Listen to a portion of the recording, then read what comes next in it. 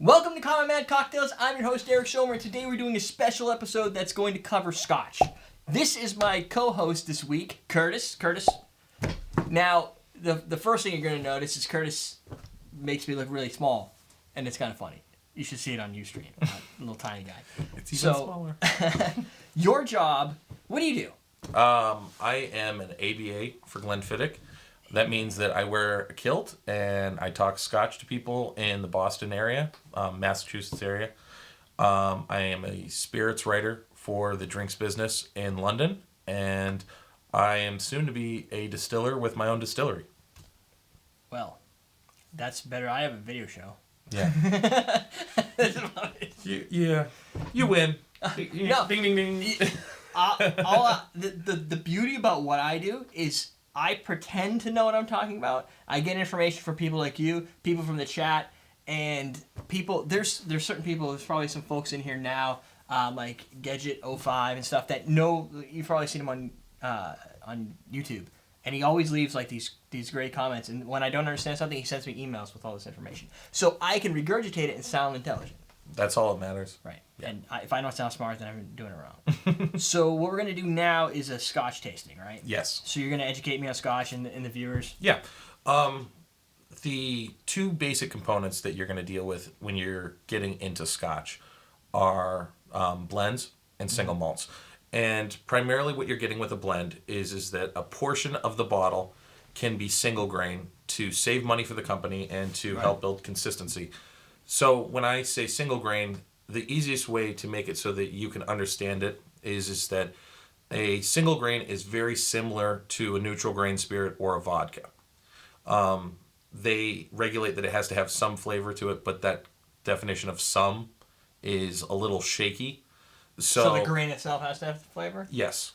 Well, the spirit itself has to have flavor. But the outcome of that is that you're getting a large portion of your bottle when you buy a blend is single grain, and then there's drops and little pieces on top of that to build a kind of a consistency through blending.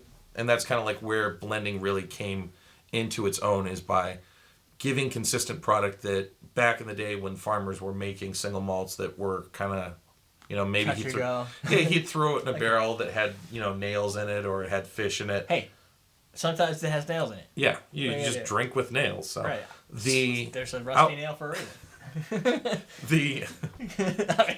I caught on to that. I was like, oh, I got it. Dream movie coming in there.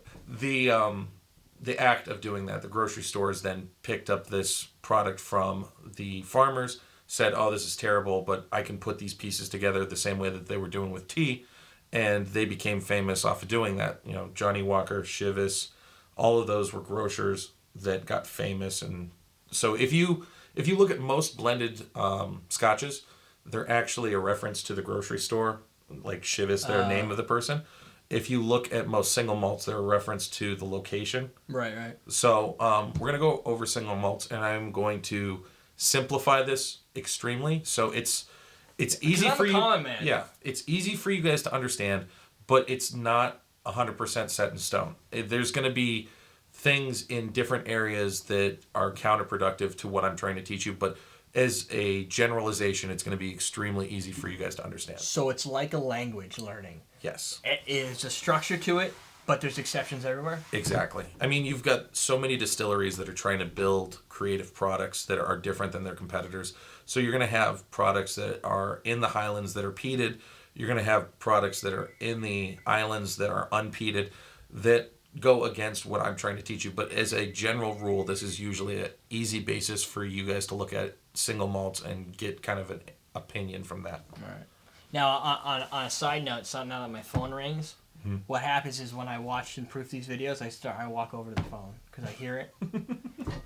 So, what is your opinion of a blended product? You don't like it? No, I do. I think that there's certain products that are of lower caliber. I got some, the only thing I can think of that, I have some Johnny Walker over there. Well, I brought this tonight as one of mine. This is a Duncan Taylor product. It has an age statement, so you know exactly what it is. If you look at Other competitors, they Yes. don't age statement their products. Yes, I know. There's a lot of companies. And Duncan Taylor's really cool about that. This product is $10 more than Johnny Black, and I find that it's a really cool product. So you're paying the $10 for knowing the age? $10 for knowing the age. Or because it actually has to fit the age? The Is that the youngest drop youngest? in this bottle is 12 years old. Yes, I got it backwards in one of my videos, and then I had to put one of the stupid YouTube annotations because it just makes more. Yeah. It was easier to say if I said it wrong. Scotch is always based off the youngest drop. So, like, if I put one little tiny speck in there that's So 12 you- years old and everything else is 30, it's a 12-year-old bottle. So you never want to do that. No, that's bad. I can I've heard horror stories of other distilleries getting time constraints wrong by, like, one day and having to completely douse the entire batch. Or put it on a sale. No sale. No, No. that's unfortunate. Yeah. Yeah, but okay, so like for me, I like single malts better, but I like blended for a lot of things, like the bar. Yeah. Because it is consistent. It's like the Budweiser of Scotch, right? The beauty of why Budweiser is so great through time and became so big was because of consistency, and people know they're going to get something that they're expecting every single time. Yeah. There's something to be said for people who go, I want to get... people are creatures of habit. Yeah. Right? They want the same thing all the time. Yeah. And we try and get them out of that habit because you can always have your go-to thing, but having the experience of going other places is also kind of fun. Yeah. Okay. So, do you want me to jump right into how the regionality works? Because I don't understand a damn thing about Okay. it. So, you have more than 3 major areas, but legitimately, I don't play with those rules because a lot of the other areas that I'm not listing for this are based off of marketing. Let me just mute my phone. Yeah. Because it's making noises. Oh, look, Facebook is not responding. My app is broken. Save it. Dead. All Dead. right. Okay. So, continue. Okay, so this is where I start with everything. This is a lowlands. I would say it's the quintessential lowlands. Look at that. I can't even figure out what that says. Auchentoshan. Auchentoshan? Mm-hmm. You said it right. That's right. It looks German. It does look a little German. So, It, I would a have said little Auchentoshan. German. Yeah, I would have went with Auchentoshan or something, or no, Toshan. Yeah, but that's a pretty cool name. That is right there. Here's the issue. Okay. Right now, I'm already intimidated. No, you shouldn't be. Because maybe I'm wrong, and people could comment, but when you see names that you can't even come close to sometimes pronouncing, or it looks really big, I get a little scared. Well, the one thing that I've heard from a brand ambassador in the Scotch realm that helps is Gaelic is actually easier to pronounce the drunker you get. Oh, so we need to be drinking. Auchentoshan. Yeah, that makes sense. Totally easier. I can see that. Yeah. So this is it? That is Auchentoshan. There's still a little in there. Well, I poured little. We So- got a lot of work to do tonight. This is gonna hurt. So then, there's a distinct. I think Scotch. Why am I thinking Scotch? Like, what is that smell? Irish makes- whiskey? Is it? Is that what it's reminding you of? It's kind of like a little sweet almost. Well, smell to it. it's always that sweet is the malt. I mean, they're all 100% malted barley. Right. But Maybe that's what it is. the similarities, a lot of people say that It's not smoky or anything. other Irish products are closer to this than these are to this. It's the triple distilled. Everything else outside of the lowlands is 2 times distilled. Bourbon oak casks. Yep. And what you get is that during a taxation period, everything above the Highland line was based off of the production of the alcohol that was coming out of it. Everything that was underneath the lowland line, because they kind of like gave into the king first, the people up in the Highlands were like, screw that, we're going to moonshine. Screw the king! And they got jammed up because of it. The lowlands distilleries were getting taxed off of the size of the stills. So they were just building these massive stills that were just churning out tons and tons of product that made it very light, very delicate product. A lot of people think that it is a inferior category because it doesn't have the big taste of the other regions. I think it's interesting because if you don't like big flavors, lowlands whiskeys are a wonderful way to get into Scotch. So this is my introduction. Yeah, I think that that's a wonderful area. If you say, I don't like Scotch, What do you think of this one? I don't know. Oh, Highland Park's amazing. Okay. But I'll get into where that fits into my regionality in a second. Okay. But this is good. Yeah, it's a wonderful way. It's a cheap bottle. It's not that expensive. No. It's what is that? 20s. Oh, really? Yeah. And it's a single malt? Yeah. I think it was like 25. But when we talk prices, it's going to be different all over the country. So if you like run into your liquor store and it's like 40, don't kill me. Well, yeah, because I'm sorry. And if you're in Australia, that means it's 175. Yeah. You know, this has like it almost, the first thing I think of is like a picket fence. Here, you want some more? No, I just want to smell. We can share if you want. No, I enjoy nosing. Okay. I trust you. Okay. We'll hug it out after. Awesome. That's not going to be awkward. This tastes like I'm in I feel like there's a lot of wood. Okay. Like bright, almost like fresh cut wood. Well, just use it as your baseline. I like that's the light area. Lowlands, think light. Okay? Oh yeah, it's light, but at the same time, you've got a lot of tongue numbing power there. I mean, it's got light. I don't want to say single dimensional flavor, but it's very basic. Yep. But yet at the same time, it's kind of warming and inviting. I like the. I don't know. If I use it as my. or... As funny as it's going to sound, I use it as my summertime scotch. Yeah, because I have the same problem. I don't drink wines. There's a lot of things I don't drink in the summertime because I don't really know why. Yeah. But I just don't. And I like very simple drinks or drinks that have lemonade base or sours. Yep. For some reason, maybe there's a reason for it chemically, but I like that flavor. Yeah. But it's basic, but it reminds me, I want to almost say it's like a blended, but at the same time, it's got a little more, it's like you're always going to find with a single malt, you're going to get more mouthfeel than in a blend. That's just a general rule of thumb. So, and by the way, we're using Glencairn glasses. These are awesome for scotches and whiskeys in general. And if you don't remember the glass, you just lift it up like this as you're drinking it. It says it right there. Yeah. And the best part is it says it written the right way. Okay, so on to the next regionality. Yes. This is the company that I work for, and I'm lucky because a lot of brand ambassadors work for companies they can't stand. That wouldn't be any fun. For an amazing company that I would support this product even if they weren't paying me to do it. This is my quintessential scotch to get people into scotch. 12 years. Yeah. Okay. Balvenie is an amazing product. It is the sister distillery to Glenfiddich, which is the largest producer and seller of single malt whiskey. Is that the same one? Yep, different. This is a special thing for you at the end. Oh, okay. Yep. I don't have a glass of that. I just drink it right out of the bottle. No, I'll take care of it. No. Do we have... No. What do you want? Water? I do. I don't remember where it is. Oh, wait. I got some here. Oh, perfect. I just washed the glass. Where are we dumping into? We could dump it into... I have an answer for that. No, I don't. Oh, wait.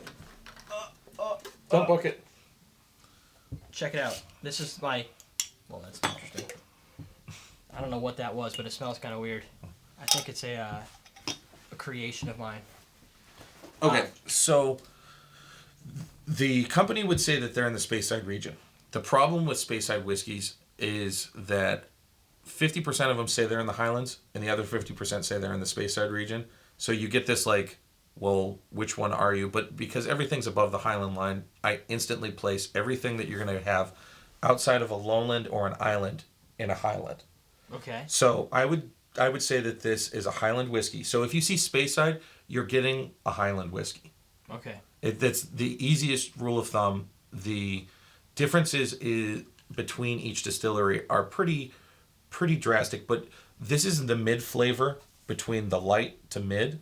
It's dark too. And the other thing that you're going to get with a Highland that's pretty interesting is that 90% of the distilleries in Scotland are in this region. Well, then you're going to get it a lot of the time. Yeah. So this is quintessentially what you would get most of the time.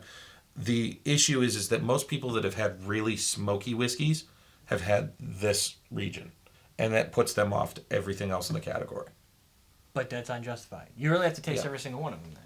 I mean, what you do is you need to find what region you like and then start working around that. And there's the problem, the big issue is these bottles aren't necessarily cheap. This is on the good side, but it's hard for somebody who wants to try Scotch to go and start experimenting where their investments start at $45, $50, $60. Scotch tastings and classes are becoming more readily Right. available. I That's mean, what I've been telling if your local liquor store is doing a Scotch tasting and it's free, I mean, you get to try things that you would probably not spend on your own, but it gives you an idea of your regionality. But I mean, what we're breaking down here is that I'm giving you the basis of where your regionality is. If you say, oh man, I want really big flavors, I want the big Islas, and you try it and you're like, oh, that's gross. Well, then you go, well, maybe I should step back a little, and you go to the Highland region, and you're like, wow, that's still way too much. Now you know the lowlands. But if you've already got an idea that big, bold flavors are just going to be too much for you, focus on the lowlands and the Highlands. You start at the lowlands and climb up. Yeah. I can do that. Now, is this one right here? That is that one right there. Yeah, am I supposed to taste it? Yes. That is the Balvenie Doublewood. Let's see. Space cider finishes drawing water from the river Spey, doesn't it? Yes, it does. That's where it gets its name from, is that the distilleries collect the water off the river Spey. And that water makes a big difference. No? Most distilleries use the water thing way too much to their own advantage. Oh. Well, I would use it. Yeah. Why not? This definitely has less sweetness to it, too. It's like brown. Like a darker, I don't know. Really, it's kind of it smells like it tastes really good. Like it's kind of, I don't know what that is. Almost like I don't want to say brown sugar, but I do. Brown sugar and wood. If you took 2 pieces of wood and put some brown sugar between it, maybe that's and then rubbed it so it got like a little burnt. Okay. I don't know. Everybody has their own thing, you know. Now, my own thing's usually pretty stupid. No, it's not. I think that more individuals need to find their own descriptor words. Like I'm never that kind of person that's like, that's not what it is. It's supposed to be honey and caramel. You know, like everybody tastes things differently. So when somebody starts getting uppity and telling you what you should be tasting, they have no idea what they're talking about in the first place. Dude, that's really good. Like, like compared to this, I don't ever want to have that again. My boss would be like, "I'm so proud of you right now." Well, it's you know what? It doesn't have that fundamental like sweetness. Like for instance, this is closer to like if you took, I don't want to say Johnny Walker and Drambuie and combine them together, but it's got like more of a sweet, one-dimensional malty factor. This has like spiciness or something to it. Well, it has two barrels. It's not just the American oak. You get the... Maybe that's why I'm not... You're getting the sherry. Now, the way that this one works... I don't know if I'd call it double wood. It sounds like a... Well, how it works is that normally when you're getting a second barrel, you're getting a finishing. So what they'll do is they'll mature up into the oak, up into the final year, you know, the 12th year, and then they'll take it out and finish in something else. This is not a finishing as much as they're taking both barrels, maturing all the way up to 12 years, and then putting them together. What? I don't know. The thing is, it's more complex, but I have a hard time telling you why. You know, it's got different flavors at the beginning and the end. That's for sure. It doesn't seem to have the same heat either. This one well, it does kind of numb your tongue a little bit. It doesn't have like that more intense alcohol, but I don't know if that's just because I'm distracted by the cool flavors. But like it's smooth, very smooth, without any real bite. And yet it doesn't use that sweetness as its counterbalance. Like it doesn't seem to go into that, well, if I got a lot of alcohol, I need to offset it. It's just giving you a lot of different flavor. But I don't know what, like, is there some special understanding of what these flavors are? Like, I don't get a lot of here's the thing, or anything. I mean, I could give you a marketing set of descriptor words for things that you should be picking up in it. It's no fun. I mean, it's your own personal opinion. Like, if you really get into it and you say, oh man, like your explanation of the wood with the brown sugar in between it, that's fine, because that's your descriptor word. That's something that you feel comfortable with. And I think that is a common man coming into Scotch. Don't let people overpower you or make you feel very vulnerable with your own descriptor word. Just learn. Here, for instance, I get this a lot, especially when I'm teaching classes. People go, oh, I can pick up lemon. Okay? Well, I can see that. Lemon or citrus is a great place to start, but if you want to get buff and you really want to pick up really great descriptor words, you need to know the difference between, is it cleaning product lemon or is it fresh lemon? Right, and I usually say, this smells like Endust, or, Pledge. Yeah. Or, Then there's citrus. Then there's lime, which to me, lime and lemon don't taste the same. No. I can't explain why, but I can tell the difference, Yep. right? And then there's orange citrus, which is got a little more sweetness to it as opposed to the sour. Where like I haven't got lemon on any of these, but I can be stupid at saying No. But the thing is, there's certain distinct flavors that I've had where you taste it and you go, I know what this is, and you hand it to somebody and they drink it and then you say the word and they're like, dude, that's totally what that is. Yep. Like we had one product that I don't remember what it was, but it tastes like Gatorade, right? Yep. Green Gatorade, not the Gatorade liquid, but just the powder if you put it in your mouth. Oh yeah. Everybody's done that once. Yeah. And I'm like, dude, and Doug's like, that's Gatorade. I'm like, you're right. Yeah. But otherwise, I wouldn't have thought about it. One of the things in the experimental collection that I gave you as a gift, my mentor, my distiller, picked up Listerine strips in one of those products, and I was like, yeah, I totally get that. But we sat there and worked on it for like an hour and a half. He was like, I know what that is. I need to figure out what it is. It was Listerine strips, and like it made sense, but. There's so many flavors in the whiskey category from the conjugers that you're going to pick up so many different things, and people are going to taste things differently. I think that it's a wonderful thing that if you go, well, this is something I pick up in this, and I notice that in other products that they make, so I like that, or I enjoy those tastes. I enjoy learning about that. Some will have more, some will have less. Yeah. But that's... Now I get a little bit of like pancake syrup. Maple. Yeah. Oh, I love that. It's great. Okay. Before I go into the next regionality, because it's going to kill your taste buds. Awesome. I'm going to go with my number one single malt. I don't do this for a lot of alcohols. I don't have a number one because I think that it's unfair to good products. Right. You're number two. This product is what I refer to as the blackjack of Scotch. It's unbelievable. So, this is my gift. I noticed you poured more on that one. No, that's it. Oh, really? Same. You know what? It's darker. It's the quarters. Yeah. That doesn't smell anything like the other one. No. It's very subtle. You know what? It has like a brandy smell to it. Yep. A grape? Portwood? Port. Yeah. It's because that's what it's finished in. Oh, well. Yeah. That's not fun now. I get it. Well, you picked it up on your own. I didn't have to tell you. Dude, that's so much light. Okay, never mind. That's so much lighter than this for like 3 seconds. Yep. And then all of a sudden it's like it just literally explodes. Yep. That attack is pretty subtle, like a little sweet. Okay, you're drinking Scotch, and then all of a sudden it literally the back of your tongue just explodes with all these random flavors. Yep. And I don't know. The Balvenie. It's dry and it's kind of like a dry. It's so good. Yeah, it's got that. See that. Yeah. I like the dry finish. Yeah. This one had a little bit more of a sweet finish. This one now is like honey, right? But that one has definitely, if anything, this has a little bit of what I'd say is lime. Now, I think people have asked this before, and I'm just going to cover it right now. Do it! 12, 21.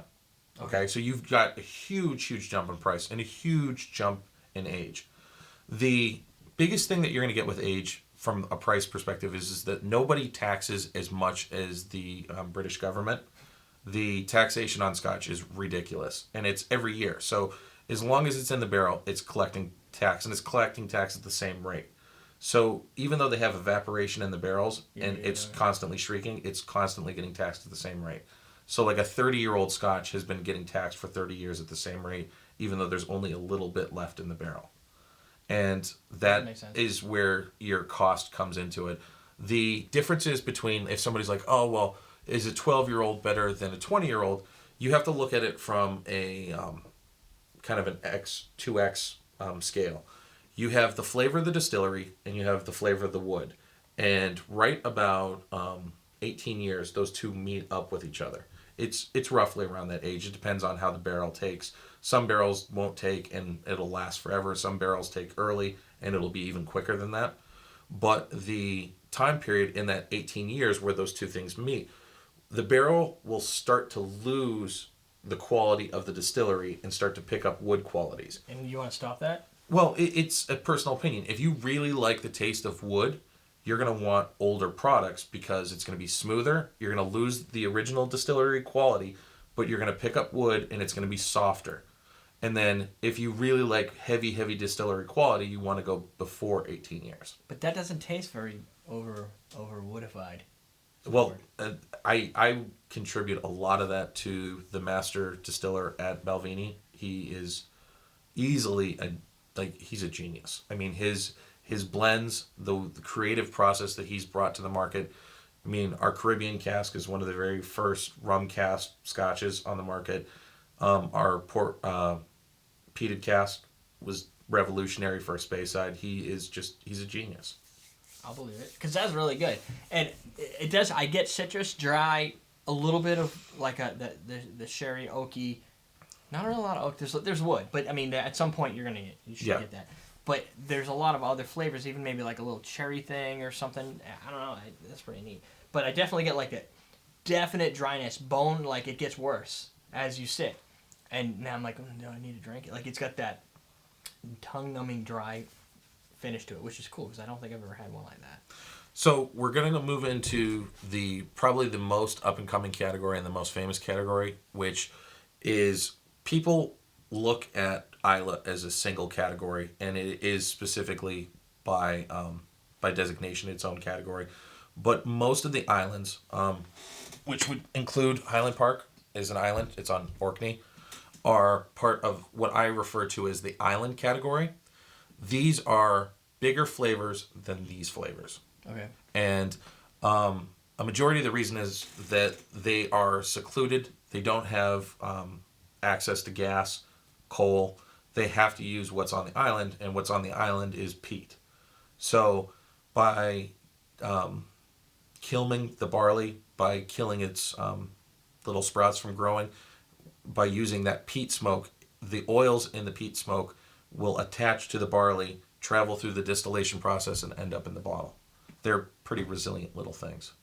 That's pretty badass. Yep. And this is my quintessential Islay.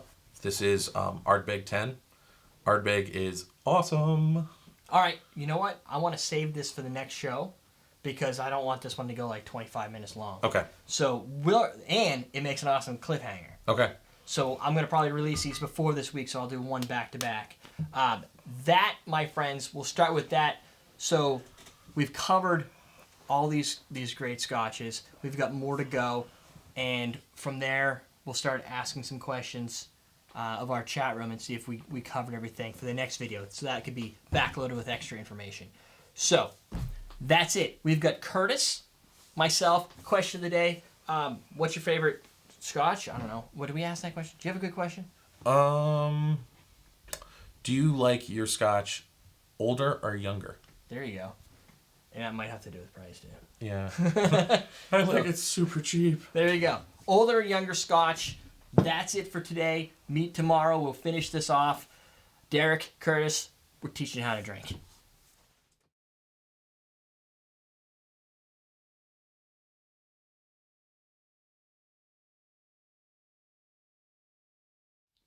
Kind of smells like... Ooh. Yeah. What is that?